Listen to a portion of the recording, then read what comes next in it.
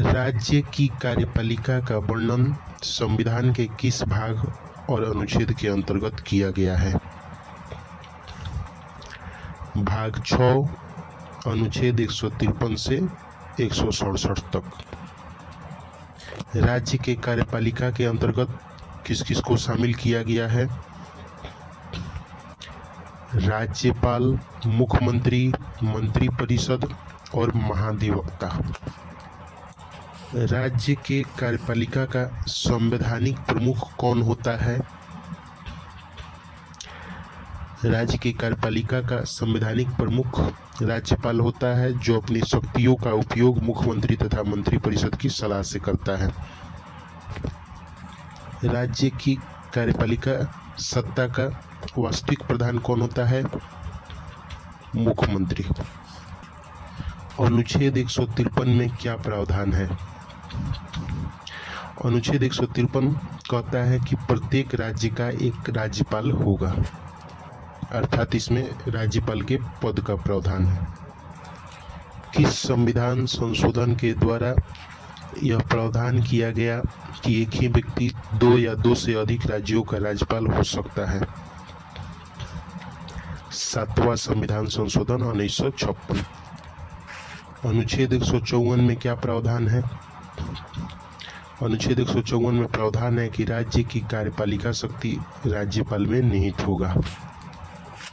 अनुच्छेद 155 में क्या प्रावधान है? अनुच्छेद 155 में राज्यपाल की नियुक्ति का प्रावधान है। राज्यपाल की नियुक्ति कौन करता है? राष्ट्रपति। राज्यपाल राज्य का प्रमुख होने के साथ साथ केंद्र के प्रतिनिधि के रूप में भी कार्य करता है। अनुच्छेद 156 में क्या प्रावधान है? अनुच्छेद 156 में राज्यपाल के कार्यकाल का प्रावधान है। सामान्यतः राज्यपाल की नियुक्ति 5 वर्षों के लिए होती है, लेकिन राज्यपाल राष्ट्रपति के प्रसाद पर्यंत होता है और यह अपना त्यागपत्र भी राष्ट्रपति को दे सकता है। राष्ट्रपति राज्यपाल को दूसरे काल के लिए भी पुनः नियुक्त कर सकता है और राज्यपाल अपने कार्यकाल समाप्त होने के पश्चात नए राज्यपाल की नियुक्ति तक अपने पद पर बना रहता है। अनुच्छेद 157 में क्या प्रावधान है? अनुच्छेद 157 में राज्यपाल नियुक्त होने के लिए योग्यताओं का प्रावधान है। राज्यपाल नियुक्त होने के लिए कौन कौन सी योग्यता आवश्यक है? राज्यपाल नियुक्त होने के लिए निम्न योग्यताएं आवश्यक हैं। पहला, भारत का नागरिक हो। दूसरा, 35 वर्ष की आयु पूरा कर चुका हो। तीसरा, किसी राज्य अथवा संघ सरकार के अंतर्गत लाभ के पद पर न हो। अनुच्छेद 158 में क्या प्रावधान है? अनुच्छेद 158 में राज्यपाल के पद की शर्तों का प्रावधान है। राज्यपाल के पद की शर्तें क्या हैं? राज्यपाल के पद की शर्तें निम्न हैं। राज्यपाल संसद अथवा विधानसभा का सदस्य नहीं होगा। यदि राज्यपाल संसद अथवा विधानसभा का सदस्य निर्वाचित होता है तो जिस तिथि को वह राज्यपाल अपना पद धारण करेगा उसी दिन उसका संसद एवं राज्य विधानसभा के पद रिक्त माना जाएगा। अनुच्छेद 159 में क्या प्रावधान है? अनुच्छेद 159 में राज्यपाल के शपथ ग्रहण का प्रावधान है। राज्यपाल को शपथ कौन दिलाता है? संबंधित राज्य के उच्च न्यायालय के मुख्य न्यायाधीश। राज्यपाल संविधान के संरक्षण, रक्षण एवं सुरक्षा की शपथ लेता है और लोगों की सेवा और भलाई की शपथ लेता है। अनुच्छेद 160 में क्या प्रावधान है? अनुच्छेद 160 में आकस्मिक परिस्थितियों में राज्यपाल के कार्य का प्रावधान है। अनुच्छेद 161 में क्या प्रावधान है? अनुच्छेद 161 में राज्यपाल की क्षमादान आदि की शक्ति का प्रावधान है। राज्यपाल और राष्ट्रपति के क्षमादान में क्या अंतर है? राज्यपाल मृत्युदंड की सजा को माफ नहीं कर सकता और राज्यपाल सेना के कानून द्वारा दिए गए सजा को माफ नहीं कर सकता, जबकि राष्ट्रपति इन दोनों सजाओं को माफ कर सकता है। राज्यपाल को भी राष्ट्रपति के समान 5 प्रकार के क्षमादान की शक्ति प्राप्त होता है। राज्यपाल को राष्ट्रपति के समान कौन कौन सी शक्तियाँ प्राप्त होती है? कार्यकारी, विधायी, वित्तीय एवं न्यायिक शक्तियाँ। राज्यपाल को राष्ट्रपति के समान कौन सी शक्तियाँ प्राप्त नहीं होती है? कूटनीतिक शक्तियाँ, सैन्य शक्ति और आपातकालीन शक्तियाँ। राज्य सरकार के सभी कार्यकारी कार्य औपचारिक रूप से किसके नाम से होती है? राज्यपाल के नाम से। राज्यपाल की सबसे महत्वपूर्ण कार्यपालिकीय या कार्यकारी शक्ति क्या है? मुख्यमंत्री एवं मंत्रिपरिषद के सदस्यों की नियुक्ति करना। राज्य लोक सेवा आयोग के अध्यक्ष एवं सदस्यों की नियुक्ति किसके द्वारा की जाती है? राज्यपाल के द्वारा। यह राज्यपाल की कार्यकारी शक्ति है। राज्य निर्वाचन आयोग के अध्यक्ष की नियुक्ति किसके द्वारा की जाती है? राज्यपाल के द्वारा। यह भी राज्यपाल की कार्यकारी शक्ति है। राज्य वित्त आयोग राज्य के महाधिवक्ता तथा राज्य के विश्वविद्यालयों के कुलपति की नियुक्ति किसके द्वारा की जाती है? राज्यपाल के द्वारा ही। सभी प्रकार की नियुक्ति करने का अधिकार राज्यपाल के कार्यकारी शक्ति के अंतर्गत आता है। क्या राज्य लोक सेवा आयोग के अध्यक्ष एवं सदस्यों को पद से हटाने का शक्ति राज्यपाल के पास है? नहीं, यह शक्ति राज्यपाल के पास नहीं बल्कि यह राष्ट्रपति का अधिकार है। राज्य निर्वाचन आयुक्त को पद से हटाने का अधिकार राज्यपाल के पास है? राज्यपाल के पास है?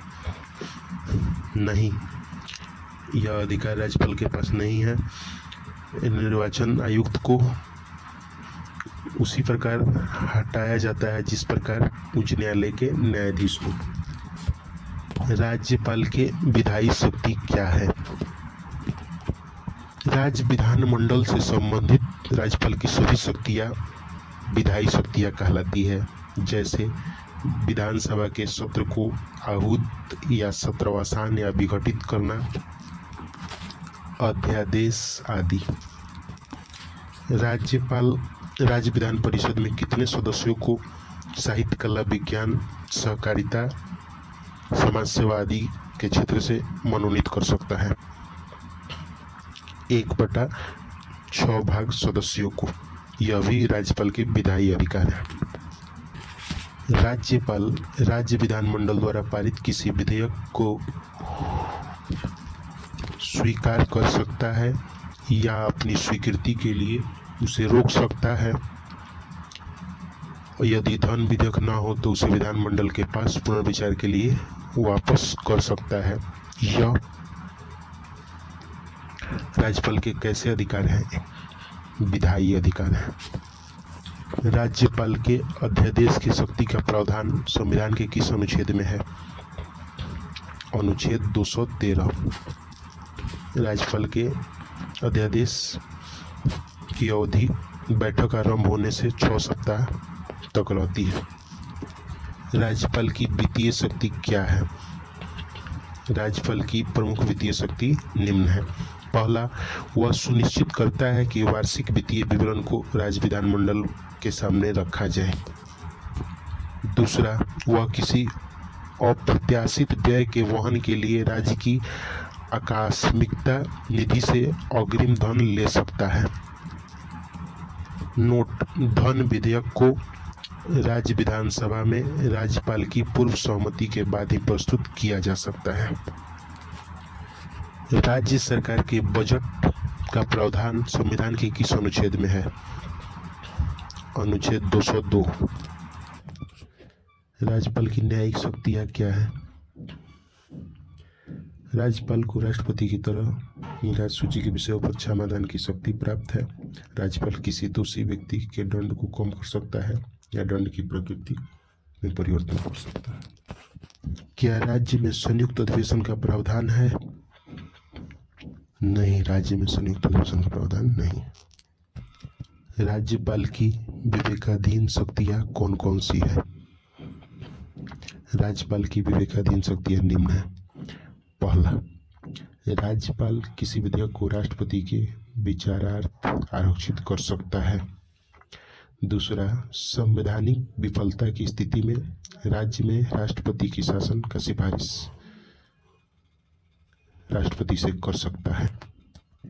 तीसरा, विधानसभा चुनाव के पश्चात जब कोई दल पूर्ण बहुमत नहीं प्राप्त कर पाता है तो ऐसी स्थिति में अपेक्षित बहुमत प्राप्त दल के नेता का चयन मुख्यमंत्री के रूप में करता है। राज्यपाल किसी समान विधेयक को विधानमंडल के पास वापस पुनर्विचार के लिए भेज दे, यह प्रावधान किस संविधान संशोधन के द्वारा किया गया? 44वां संविधान संशोधन 1978।